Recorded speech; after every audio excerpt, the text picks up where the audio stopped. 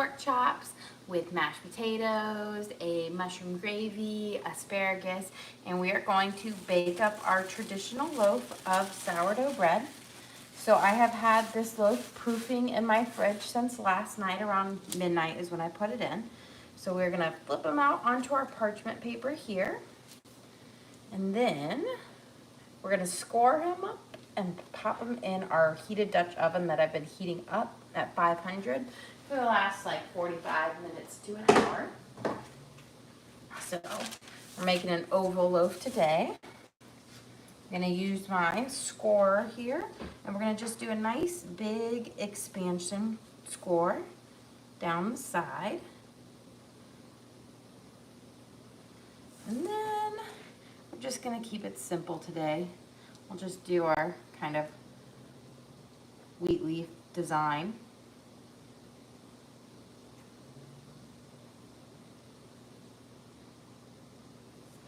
Okay, and then we're gonna put this in our Dutch oven. So my Dutch oven is quite hot, so I'm gonna make sure I use my gloves.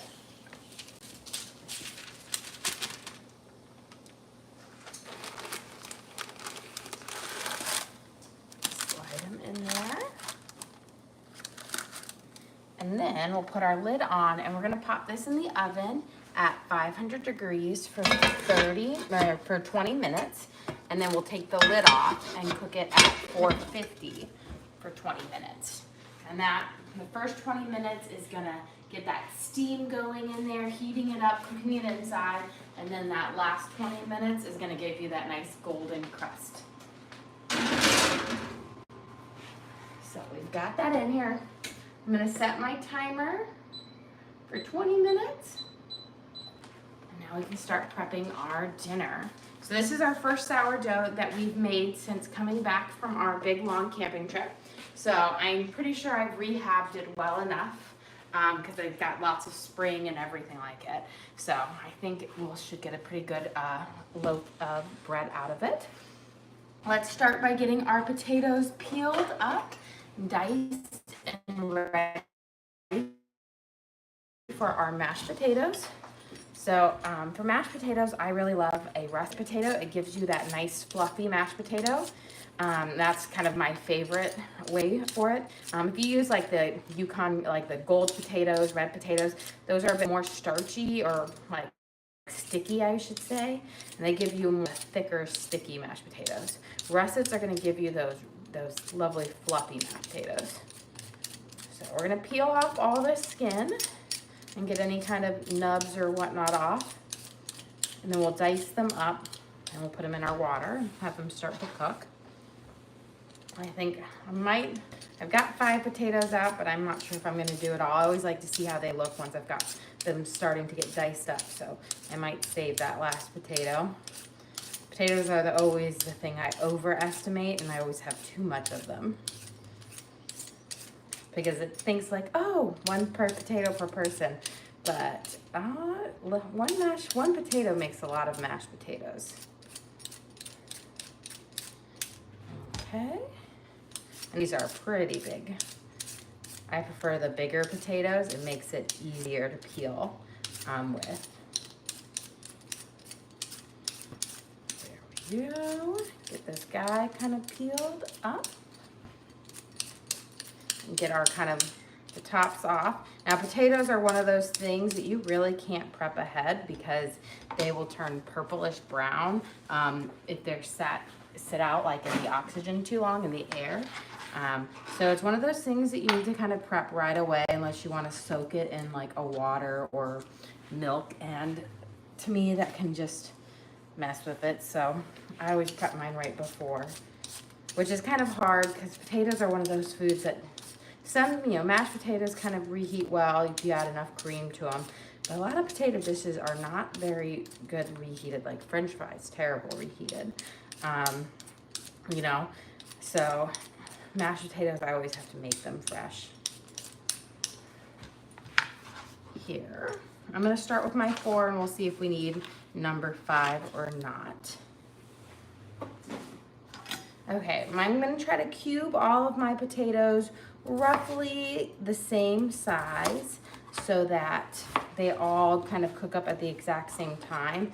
If you have potatoes that are like a lot bigger or smaller than other ones, then you're gonna have an uneven cooking time on them, which with russet potatoes, that's makes a big difference, because russets will just dissolve away in the water the longer you cook them. They just completely turn to mush, versus like a Yukon Gold or a red potato, they're a bit more waxy and they keep their shape.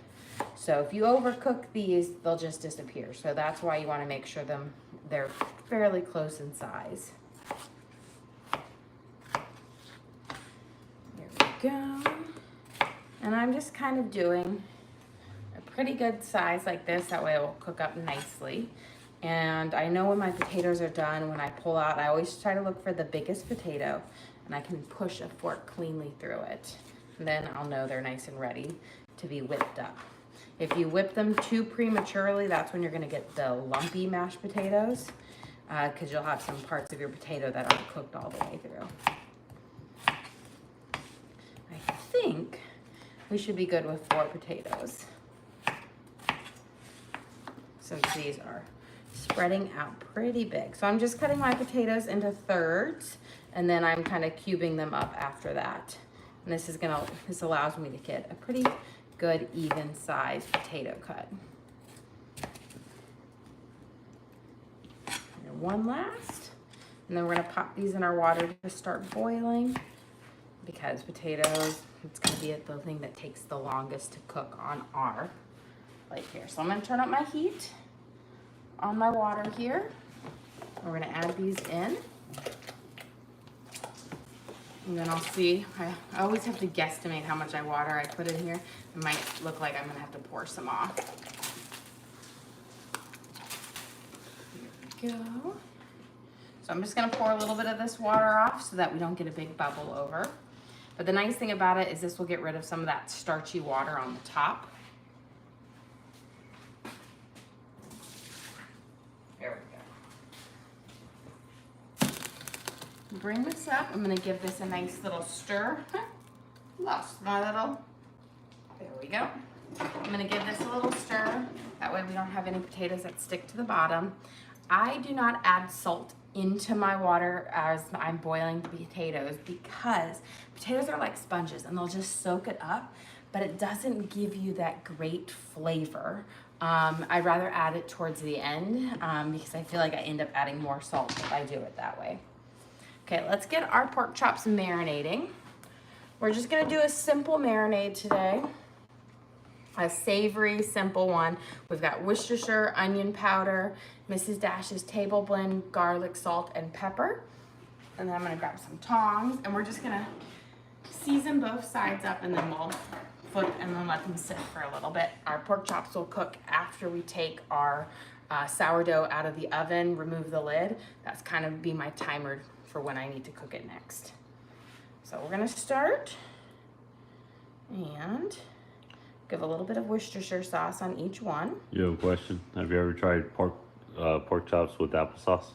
I have had the applesauce pork chops or applesauce pork tenderloin. And I think they're good. I just am not a sweet with my savory. I do not like fruit with my meat.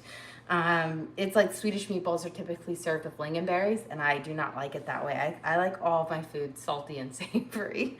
So, I mean, I've had ribs I can do a little bit sweeter on, but for the most part, I like to keep my more savory. Although I should always try it with my kids. I'm sure they'd all love it, and that would be the way we eat it from now on. I'm gonna add in my onion powder. And this is gonna give a nice little savory flavor to our meat. And then we're gonna do Mrs. Dash's table blend. And I'm doing just a really nice kind of sprinkle over the top. There we go. And then I'm gonna do another little bit of black pepper. Give a little bit of a kick, but not too spicy. And then last, we'll do a little bit of garlic salt. And then we're gonna flip it over, and we're gonna do it on the other side. A little slight sprinkle, you don't need to go heavy on it. And then we're gonna go. These aren't my super thick pork chops that I normally love to get. So these ones I should be able to just pan sear them up in the pan just fine. But a lot of times I get those really thick cut pork chops that are about that thick, about 1.5 inches. And with those, I'll sear off on both sides and I'll put them in the oven to finish off cooking so they stay nice and juicy. But these are a bit thinner, so I don't think we'll need to do that. And now we're gonna do the exact same on the other side. We're gonna do a little bit of Worcestershire. And this is going to kind of break down the fats in the pork, and it's gonna make it nice and juicy. It has a vinegar base if you're not familiar with it. Our onion powder. There we go. Our Mrs. Dash's table blend. Cover it. I always just like it to have a nice covering on it. A little bit of black pepper. You have a question? Do you like Dale's seasoning? I do. I sometimes make our pork chops with Dale's. I have that. I use it like, you know, a lot of times. It's a good, when I run out of Worcestershire sauce, then I go to my Dale's because that's kind of like a soy sauce based Worcestershire sauce. I do like it a lot. And I feel like we have a couple videos where I've used Dale's in it. Okay, we've got our pork chops here and marinating. We'll let them kind of sit there and get up their flavors nice and delicious. And let's prep our asparagus to go in the oven. These are gonna go in the oven for the last kind of 10 minutes that our sourdough bread is baking, but I'm gonna prep them up now. So, well, we'll cut first and then I'll grab my baking sheet. So with asparagus, and you're gonna feel like you're wasting, but you're not. You need to cut off the last inch of each one. This is gonna be fibrous, really chewy, no good flavor, not a good texture. So don't feel like you're being wasteful, but you're gonna wanna do it because it's been cut from it, it's dehydrated, and it will be as if you're chewing on like a stick. So make sure you cut that off. And what I do is I simply just kind of line up all my asparagus here. And then I just take that bottom inch off because it's really no good. And I used to think, oh, that's so wasteful, it's fine. But then you get to the bottom of your asparagus and you're like chewing it. So cut that off and you'll have a much better asparagus. And then we're gonna do, the second part of our bread cooks at 450. So we'll do kind of a quick roast on our asparagus then. But I do wanna get them all ready. We're gonna give a quick drizzle of olive oil over them. And we don't need much, a little goes a long way. So I'm gonna do, just like about a teaspoon and a half-ish, not even. And then a little drizzle of garlic salt. And then a little bit of pepper. And then we'll roll these back and forth in that oil and those seasonings, and they'll kind of coat them up. But I find with asparagus, the seasonings stick on really well to it, so you don't need a whole lot. There we go. And now that we've got them, you just want to make sure that you've got them all touching your sheet so that they can kind of get their tender crisp without having, touching each other. I'll turn a couple this way so I have lots of space. There we go. And these will be ready to go in the oven in a little bit. I'm gonna pop this right here. And now let's prep. We've got a few more things. We're gonna prep our onion and our mushrooms because we're gonna do this kind of a mushroom onion gravy with our pork chops and our mashed potatoes. It kind of goes great on both. So I'm going to take, I got my yellow onion here. I'm gonna cut off the tops and bottom, remove that whole kind of top layer. And then we're going to slice this up and I'm gonna do nice thin slices, and then I'm gonna cut them in half so that they're not super long.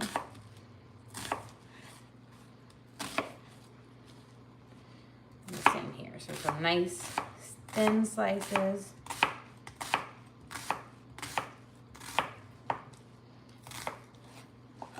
And then right down the middle. That way when they'll be sauteed up, but then when you're eating them, you're not gonna have a long, super stringy piece of onion.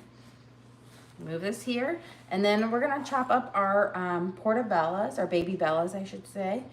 I find these are just delicious. I prefer them over like the white button mushrooms because they have a bit more of an earthy flavor. But you could use those as well. We're gonna give them a nice kind of thin slice up. I find if you buy your mushrooms whole versus pre-sliced, one, they're cheaper, but two, they last a lot longer. The pre-sliced ones will get pretty slimy pretty quickly. But the whole ones, what I do is when I buy them, and you know how they have that kind of plastic covering on them? Well, that traps in the moisture. If you open it up, and then that way they breathe, and just put a paper towel over the top of them, the mushrooms will stay much nicer even longer because they won't get all that moisture trapped in them. You have a question. Can you go over the marinade for the pork chops? Yes. So for our pork chops, we marinated them in Worcestershire sauce, so just a light little drizzle over it. Then onion powder, Mrs. Dash's table blend, a little bit of garlic salt, and black pepper. So just a really simple but savory blend to it. And I really say I love that Mrs. Dash's table blend because it's a really fine blended seasoning. It doesn't have big chunks in it, so it's like a powder, and it has just a lot of great flavor in it, but it's just kind of like an everything flavor. Okay, we've got our mushrooms and our onions prepped here. And give our potatoes a little stir. And then while we're waiting for our potatoes to cook here, we are going to prep our sourdough loaf for tomorrow. So tonight we made a basic sourdough loaf, my traditional loaf, which is my classic. It's probably my favorite because it's very versatile, and I think we're gonna use it for sandwiches tomorrow during lunch. But tomorrow for dinner, I'm going to make a Gouda and black pepper loaf, which I love. I fed it this morning, and as you can see, after our lunchtime stream, it has popped the lid off, so it is definitely ready to go. You have a question. Did you go to culinary school? I did not go to culinary school. I have just been cooking since I was 13 years old, and I absolutely love it. So for going on, 24 years now? Not that old. So it's just been a passion of mine. I've been really big into, like reading the magazines, watching the shows, and just learning about it. I feel like when I was going through high school, that was when Hell's Kitchen and Top Chef and all of those things became really, really big. And then I loved Rachel Ray. Okay, so for our loaf, we're gonna start it just like our traditional one, but this is the fun part. So once you poke it, it starts to break down because all of those air bubbles are gone. It's kind of so much fun. So it's like it was popping over the top, but in reality, it's about halfway full. We're gonna add 150 grams of our active starter. And you know it's active is when you feed it and it's about doubled in size within a 4 to 8 hour period. I find 6 is my Goldilocks. So I've got 150 grams of my active starter. And then I'm going to add in 565 grams of warm water. So I'm gonna bring my scale back to 0, and we're gonna add in our water. And warm water works the best because I think it helps dilute the starter, and it absorbs in the flour faster. So we got 565 grams. And the reason I use the metric system for baking bread and sourdoughs is it's much more accurate than the US customary system. So 1 cup of flour, if you were to measure it 100 times, you're gonna have a different amount every time, and it can vary up to 50 grams off, which can make a huge difference in baking. So I always use my digital scale, and my bread turns out perfect pretty much every time. Versus when I used just like the measuring cups, there was a lot of variation and it didn't always work out as well. Okay, we've got it mixed into our water there. Now we are going to add in about a tablespoon of salt, which is about 15 grams, but I'm just going to eyeball it in my hands. We'll sprinkle that around. And then I'm gonna give my potatoes a little stir here because they've got a good boil on it. And then you see how we've got a lot of this white foam coming up to the top? That's actually the potato starch. And I find if you just take a paper towel and you just kind of dip it around the edges, you can take that potato starch off, and that's gonna prevent your water from really boiling over, but allowing you to keep it nice and hot. There we go. And then we are going to add 750 grams of our unbleached bread flour.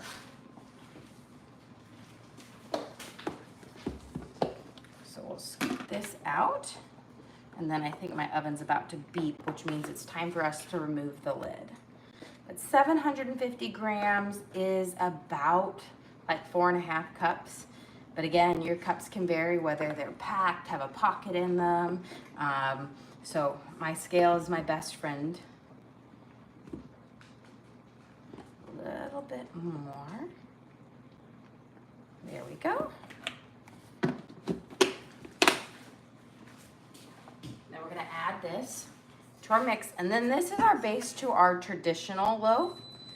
And then we're gonna add, during our next, when we do our stretch and pulls, we're going to add in our black pepper and our Gouda, our shredded Gouda. But let's go get our sourdough out, take the lid off, take a little peek at it, and then we'll turn our oven down to 450, and it will be 20 minutes until it's nice and done.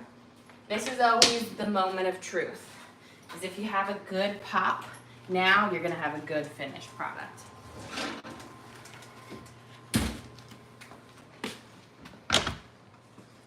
There you go. So look how much of a pop we already have, which means I know we're gonna have a really good loaf at the end of this.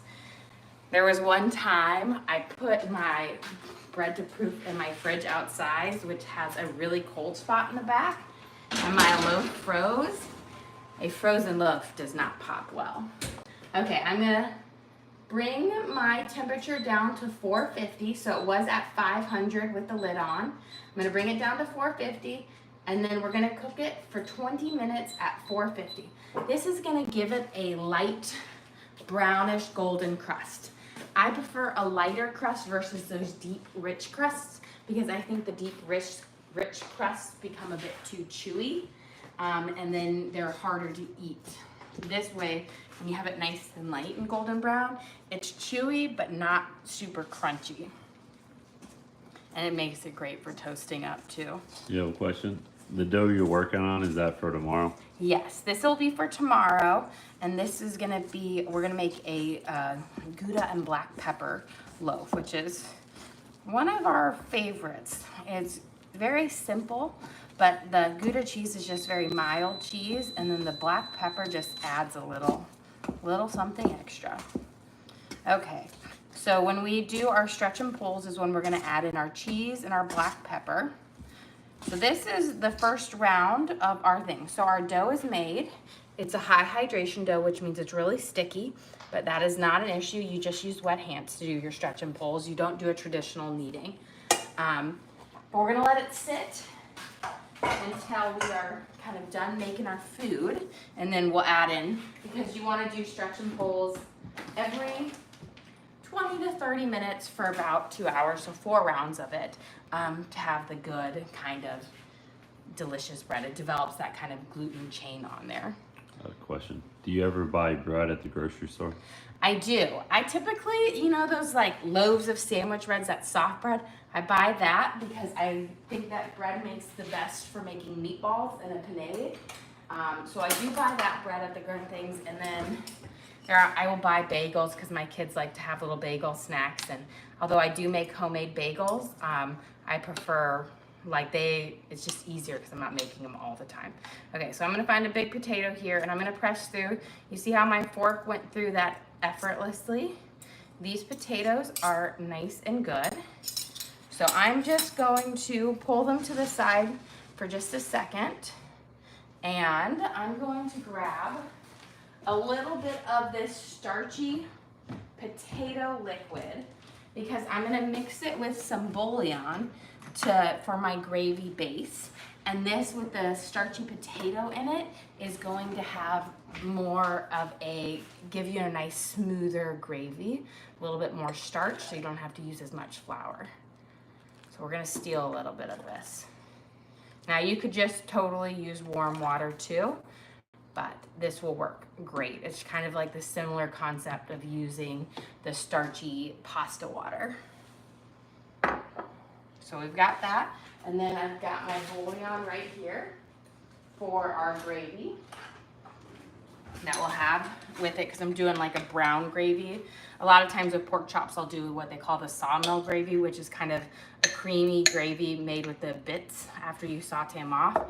Or we're gonna make kind of a mushroom gravy. So we're gonna use a little bit of beef bouillon.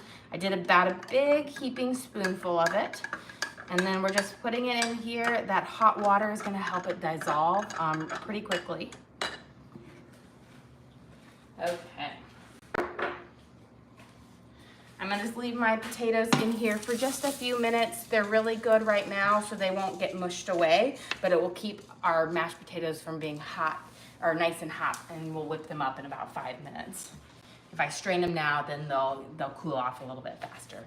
But let's start getting our onions sauteing up, and then we will work on our pork chops in just a second. So I'm gonna add in, for my onions, about a tablespoon, that's probably a little less than a tablespoon of olive oil. And then I'll put some in here for my pork chops. I'm gonna do a little bit more because this is a bigger pan. Let's turn this burner on. I'm gonna put it on about a 6, and we'll get our onions sauteing up. And then I'm gonna turn on this guy. We'll do about a 6 as well. I'm gonna let it get nice and hot. Since I've got 6 big pork chops, I'm not gonna fit them all in or 5 big pork chops. Apparently I can't count.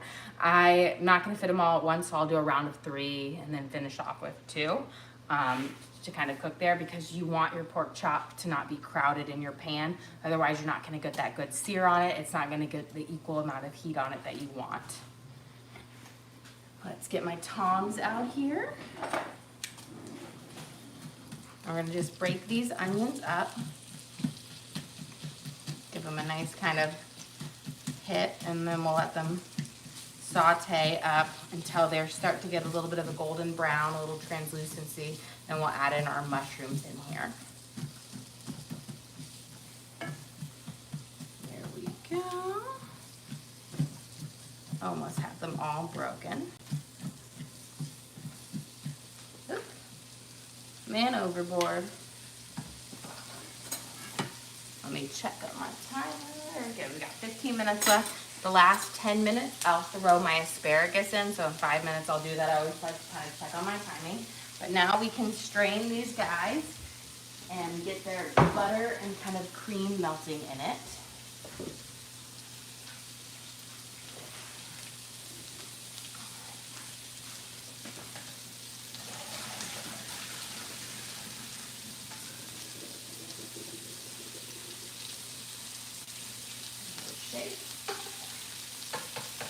And because this is a stainless steel pot, it's not a non-stick coating, I'm going to whip my mashed potatoes up in here and it will work out just great. If you have a non-stick coating, do not whip your mashed potatoes in there because you'll end up ruining your pan. But that's something I love about the all clad, is I can just whip them up in there, no problem. I'm gonna put in a stick of butter in here. We're gonna let it start to melt before we do any of our whipping up. That way when it goes, it's gonna put there. Room temperature butter works much better than cold butter. Cold butter, what happens is it melts, but it melts really slowly. This will melt a lot faster and incorporate a lot better. Let's check my heat of my oil here. See if it's ready. I'm gonna use just a slight little drop to check it. I've gotten a good little sizzle on it, which means our oil should be nice and hot. So I'm gonna put my first round of pork chops in, and I'm going to put my fattest pork chops in first because these pork chops will continue to cook after you remove them from the residual heat. So that means they'll cook even longer, and that way you wanna use your thicker ones first so they don't get overcooked. And I'm just gonna do 3 at a time for the first 3 here because I want them to get that heat equally. I don't wanna crowd it where all the liquid comes out and then you have a wet, soggy pork chop versus a nice kind of crisp sear on it. And I'm cooking that on about a 7 right now, but when I once that skillet's truly heated up, I'll turn it down to a 5.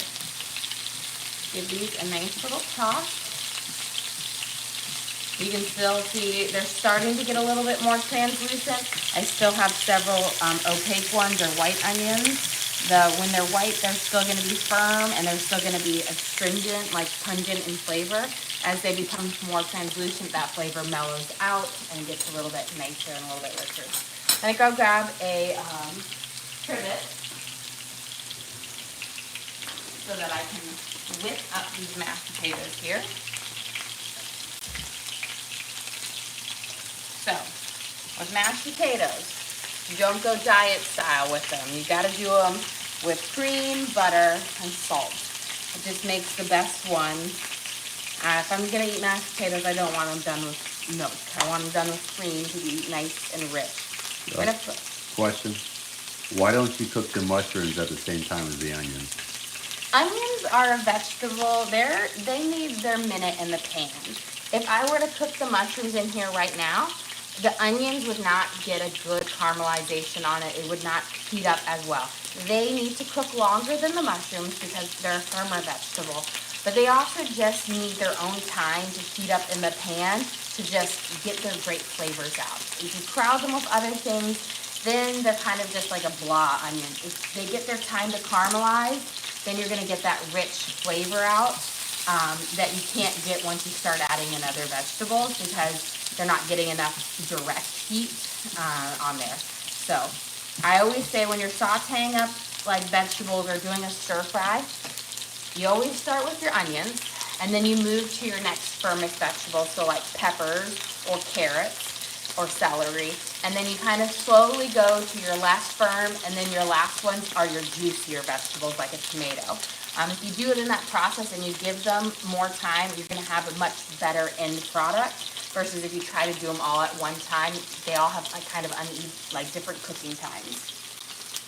We're gonna put in a little bit of salt here. So we've got our cream, our butter, and then a little bit of salt. And we're gonna whip these guys up. Ooh, but before we whip them up, I saw we've got 10 minutes left on our bread. So let's go pop our asparagus in real quick. Asparagus, we're gonna cook them underneath the bread, which means they're not gonna get as much direct heat as if it's on top, but it's fine because we are cooking at a 450. But this will be ready right at the same time, and you can see our bread there. We've got a nice little peak in there coming up, so it's going to be delicious. Okay, let's get these whipped up. We'll get our pork chops going. We will have dinner in no time. So we're gonna start whipping these.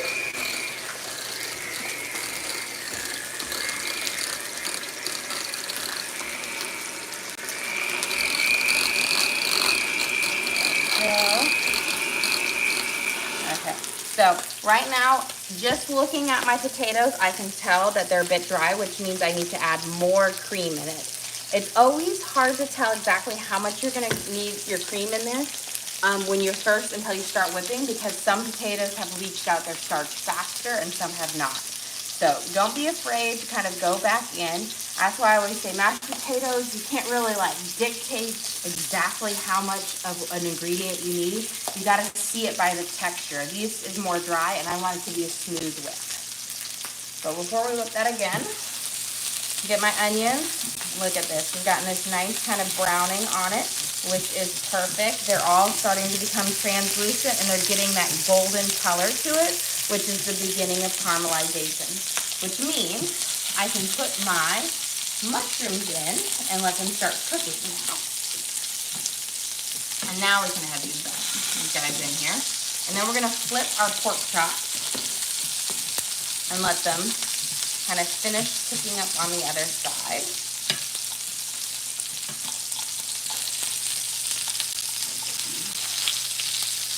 Look at that nice little sear on there. Got all those beautiful spices coming up. Perfect. Now you see how this one is curling right there?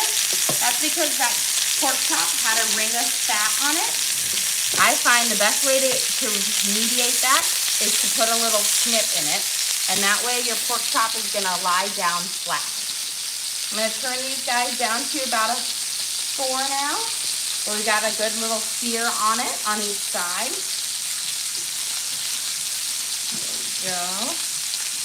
I'm going to stir these up. We're going to let them saute for a little bit before we add any salt to them. We want them to just naturally sweat on their own. Okay, let's whip these up. There we go. And then I'm going to move it up to about a 4. And now they're whipping much nicer, much smoother. And just around. And you can just see they're much fluffier and they're blending together nicer now that we've added a bit more cream.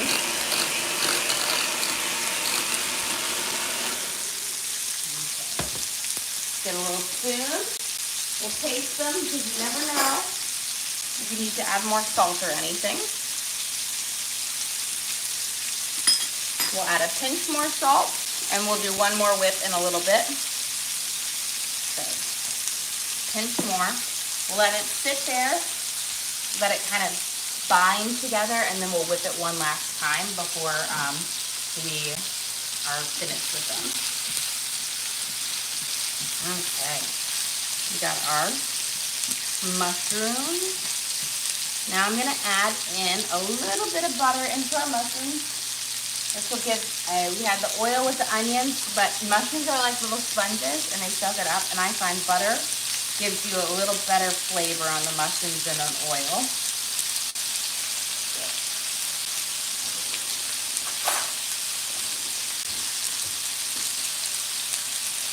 So just about a tablespoon. You don't need a lot, but that tablespoon is going to give you some like a great flavor in here. We'll let it sear off there.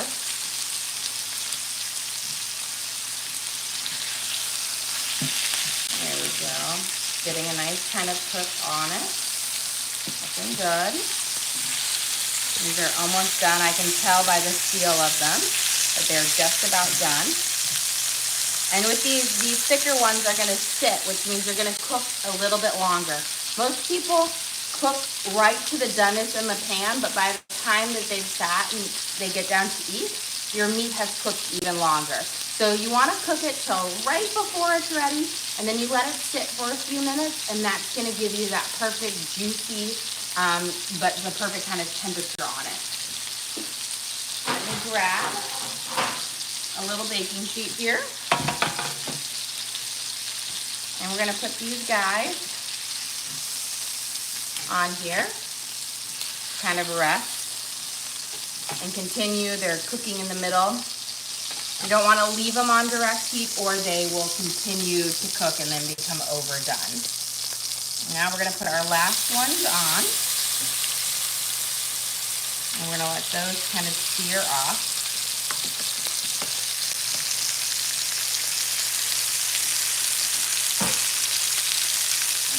Give our mushrooms a nice little stir here.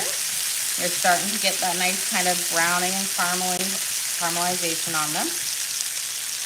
While these are browning, I'm going to slide this guy up. Let's do our stretch and folds with our Gouda on here. Now,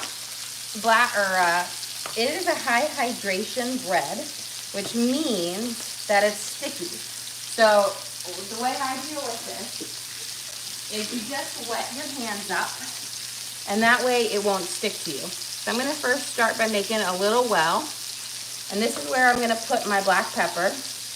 You're going to want about a half a tablespoon because you want that flavor to come out throughout your bread. And then we're going to add in our cheese. So I'm using shredded Gouda because it's really mild and it's not as oozy as a cheddar. It's delicious. Of course, it doesn't want to open on me right now. And we're going to just put in about, I want to say, like a heaping cup.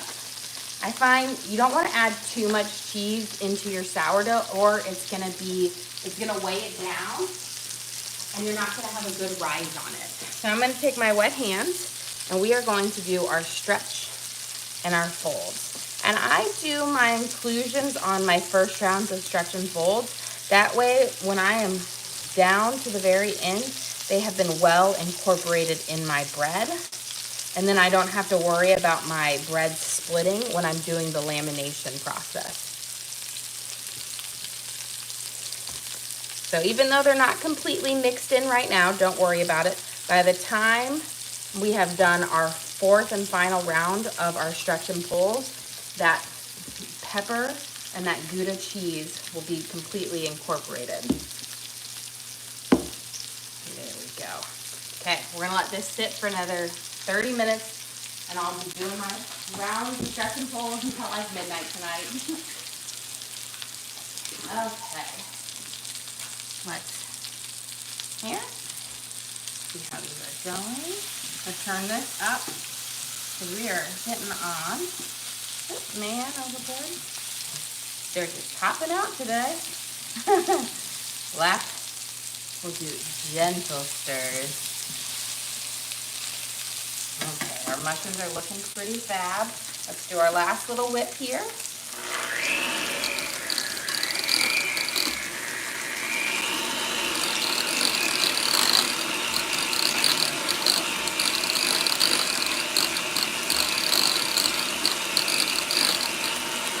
And I find doing my whips in stages allows that cream and the butter to marry into the mashed potatoes better for a smoother, fluffier mashed potato. Okay, see? There we go. Got a nice sear on them. I'm gonna let them kind of cook off here. Give it a nice little cook. I hear our bread, so we'll go grab that out of the oven. Before I head there, I'm going to make room because it's going to be coming in hot, and I don't want to get burned. We're done with this guy. Okay. Got my trivet.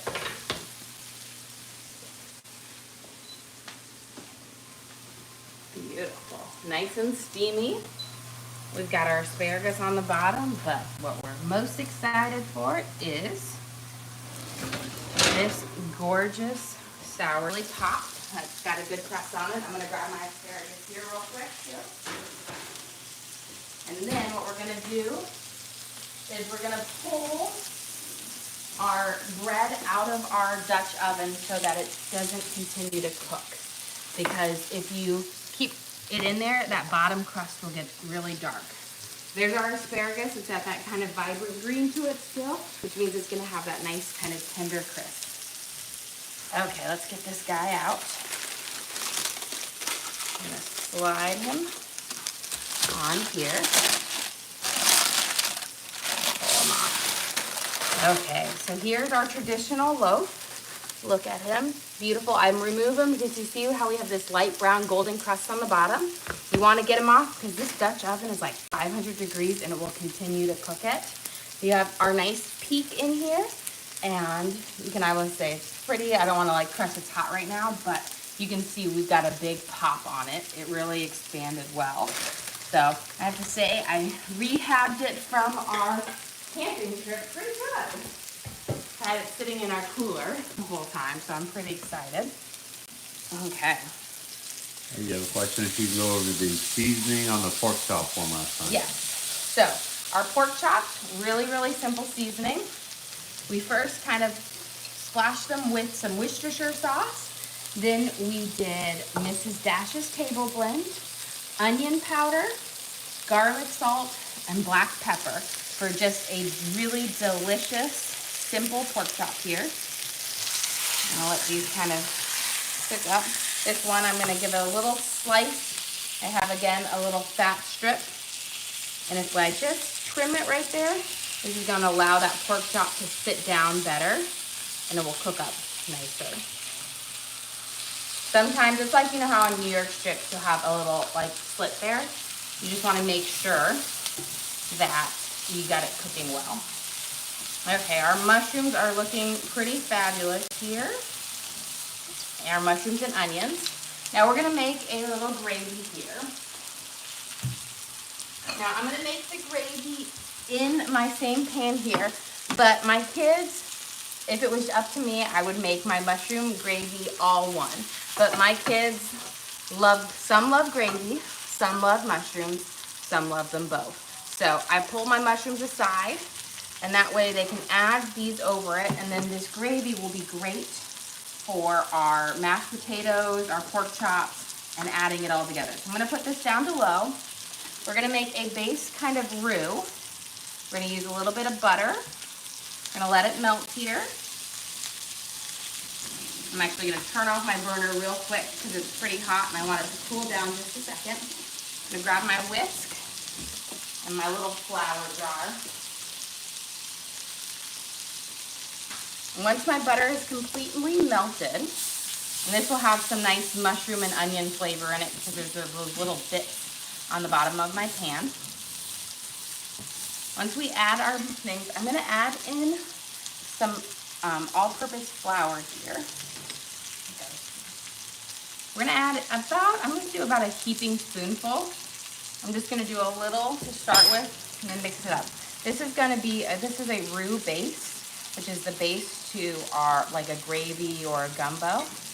You can keep cooking it and it will get an even richer brown color, which will give you even like a more depth and flavor, a more nutty, earthy flavor. I'm going to add a pinch more.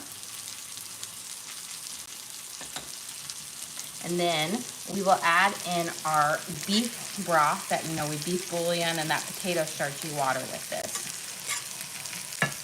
And we'll add that in a little at a time until it's kind of incorporated.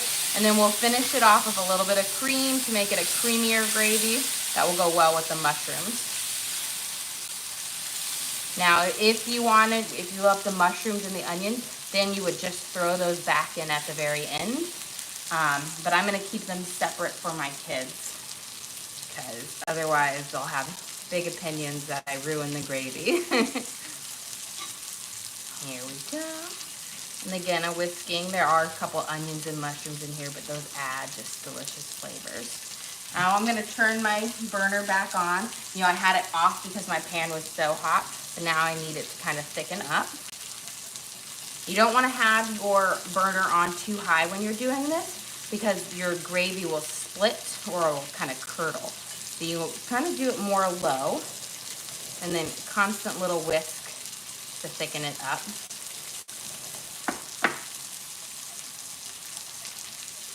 There we go.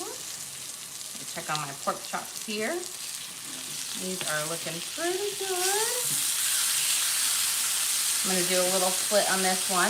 Anytime they curl up, that's what it is. It's that little fat piece. And this will just help it cook more evenly. Okay. Now I'm gonna add just a teensy bit of cream. A little bit of cream goes a long way in gravy. You don't need to add a whole bunch to give you that richer flavor to it. Just about a tablespoon or so will really make it a much richer gravy. As you can see, how little cream kind of turned that into a richer kind of look to it. Okay, this gravy is looking pretty good. Grab a whole spoon here. Perfect. It doesn't need anything else. Okay, these guys are just about done, so I'm going to just turn them off and let them sit. But we are ready to serve up dinner. Okay, let's see. I'm going to see where I'm going to start. Let me get my spoon for my mashed potatoes. I'll do my shovel because he's just nice. Grab a pair of tongs for the asparagus. And I think I've got everything else ready. Okay, let's get this show on the road. Let's start with a nice big heaping kind of spoonful of our creamy mashed potatoes made with russet potatoes. That's gonna make an extra fluffy mashed potato. And then we will serve it with our pork chop. And then I'm gonna coat for me a nice big serving of mushrooms and onions on it. And then we will finish this off with a nice ladle of gravy over both of them, because who can't ever have enough gravy? And then we've gotta have some green on our plate. We'll have a nice little bundle of asparagus. And then we will serve that up with our sourdough bread, which I'm excited because it's been sitting for a good 5 so minutes, so it should be ready to cut in. You never want to cut your sourdough right out of the oven, because if you do, you're going to end up with a gummy sourdough. You need a couple minutes for it to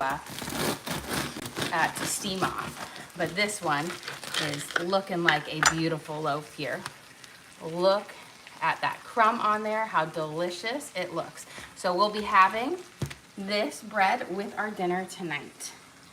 Well, guys, thank you so much for joining us here today. Don't forget to like and subscribe. I try to do live cooking shows every single day, show you what we're making for our family, and hopefully teach you guys something along the way. Again, we do upload all of our videos to the link on our page, so if you ever want to recreate any of these recipes at home, you can just go to that link, search for what we cooked for, so pork chopped dinner, and watch along with me and cook along with me again. We also have a link to our Amazon storefront, which has all of our cooking gadgets. So I have my hex-clad pans in there, my all-clad set, all the different cooking gadgets and utensils I use in the kitchen I have added into my storefront for you guys to check out. Well, guys, thanks again for joining us here today. Don't forget to like and subscribe.